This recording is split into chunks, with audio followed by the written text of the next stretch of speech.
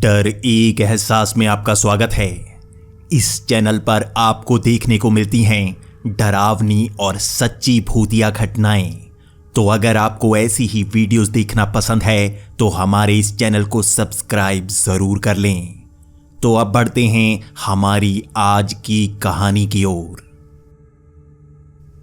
हमारी आज की कहानी हमारे साथ शेयर की है मोहन पाठक जी ने।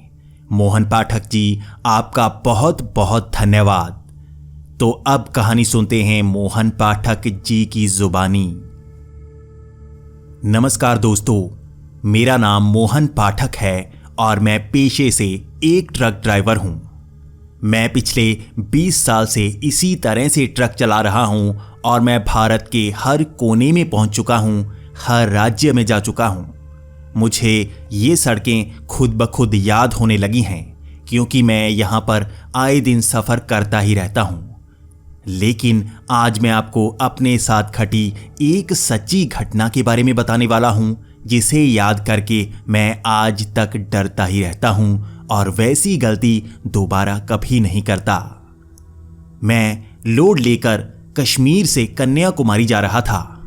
पूरा ट्रक सेब से भरा हुआ था और मुझे वहां पर जाकर ट्रक की डिलीवरी करनी थी। मैं इसके बारे में ज़्यादा नहीं जानता था, लेकिन ये काफ़ी दिनों का सफ़र होने वाला था। मैं यूपी को क्रॉस करके जैसे ही एमपी तक पहुंचा तो वहां पर रास्ते सुनसान शुरू हो गए थे। मैं अपने साथ राजू को लेकर आया था जो ट्रक पर सफाई का काम करता और मैं उसको थोड़े से पैसे भी दे देता। राजू मेरे ही गांव में रहा करता था और वो मेरे साथ ज़्यादातर ट्रक के सफ़र में आया करता था। हमने कई सारे सफ़र इकट्ठे किए थे और ये पहला ऐसा सफ़र था यहाँ पर हमें कुछ ऐसा देखने को मिला था। हम जैसे ही एमपी में एंटर हुए थे तो वहाँ पर नेशनल हाईवे पर कई पुलिस वाले बार बार हमें मिल रहे थे। मैं तो ज़्यादा डर नहीं रहा था, लेकिन राजू कह रहा था कि हमें कई जगह पर रोका जा सकता है, तो मैं तुम्हें एक शॉर्टकट बताता हूँ। हम इन रास्तों में बीच से होते हुए इस तरह के नाकों से बच सकते हैं और बड़ी ही आसानी से आगे निकल सकते हैं। पहले तो मैं राजू की बात मान नहीं रहा था, लेकिन राजू बार बार कह रहा था कि वो यहीं का है और उसे इन जगहों पर कई रास्ते पता हैं जो बड़ी ही जल्दी हमें आगे पहुंचा सकते हैं। तो मैंने राजू की बात मान ली।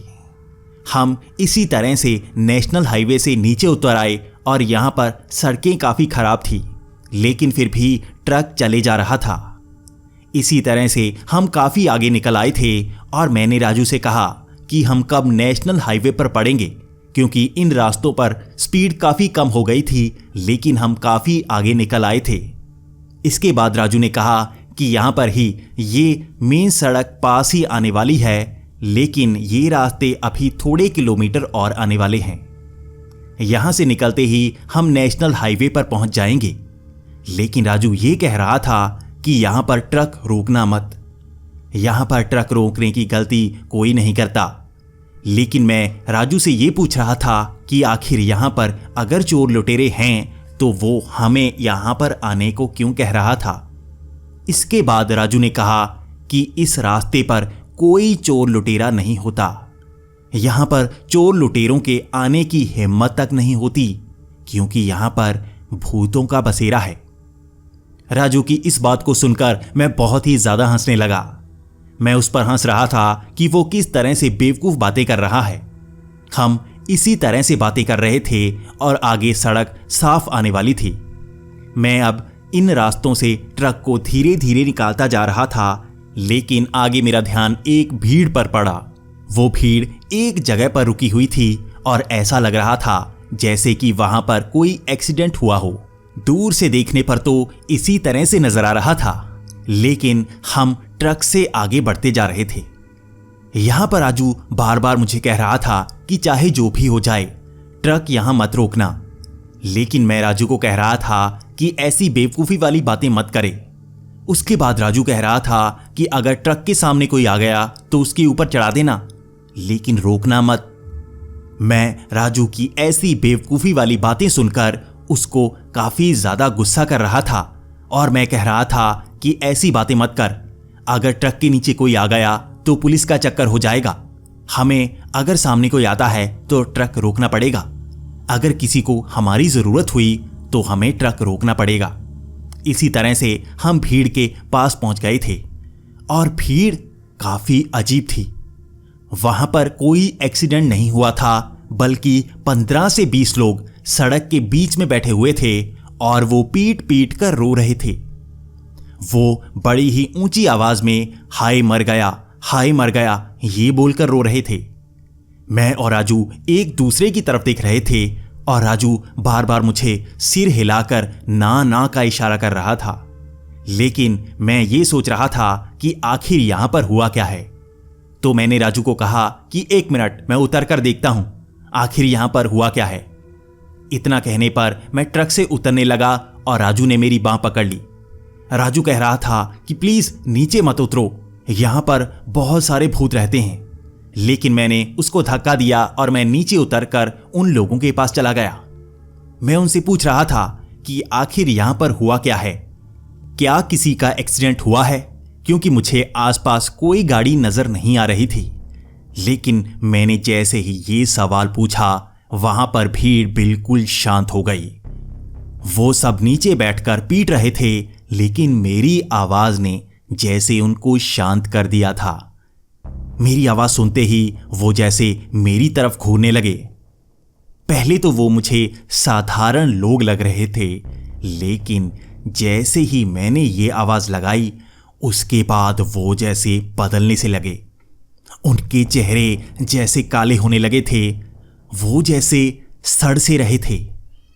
वो साधारण इंसान नहीं हो सकते। मेरा कलेजा जैसे अंदर से बाहर आ रहा था और उनकी चमकती हुई आंखें मुझे जैसे खाए जा रही थी। मेरे पैर जैसे सन्न से होने लगे थे। मैं देख रहा था, मैंने जिंदगी में पहली बार इस तरह के प्रेत देखे थे। ये इंसान नहीं हो सकते, ये भूत प्रेत ही हो सकते हैं। उनकी आंखें चमक रही थी और वो खड़े हो गए। उनके चेहरे मेरे अंदर डर पैदा कर रहे थे और वो जैसे मेरी तरफ भागने लगे। अब मुझे राजू की सारी बातें याद आ रही थी और राजू जैसे ट्रक के अंदर से हॉर्न मारने लगा। वो बार बार काफी तेजी से हॉर्न मार रहा था और मेरे ट्रक में हॉर्न था भी काफी तेज। उस हॉर्न से मुझे परेशानी हो रही थी, लेकिन मैं ये भी सोच रहा था कि आखिर राजू मेरी मदद करने की कोशिश कर रहा है। इस शोर में वो सब प्रेत जैसे पीछे से हटने लगे और इतने में मैं भागकर आकर ट्रक में बैठ गया। इसके बाद राजू वहां से चिल्लाने लगा कि निकलो यहां से, वरना यहीं पर हमारी कब्र बन जाएगी। इतना कहते ही मैंने जैसे ट्रक स्टार्ट किया और मैं तेजी से भगाने लगा। मैंने उन लोगों के ऊपर से ट्रक निकाल दिया और वो नीचे गिरे तक नहीं, जैसे ट्रक उनके आर पार हो गया हो। मैं बहुत ज्यादा डर गया था और वहां से मैंने ट्रक बहुत तेजी से भगाया।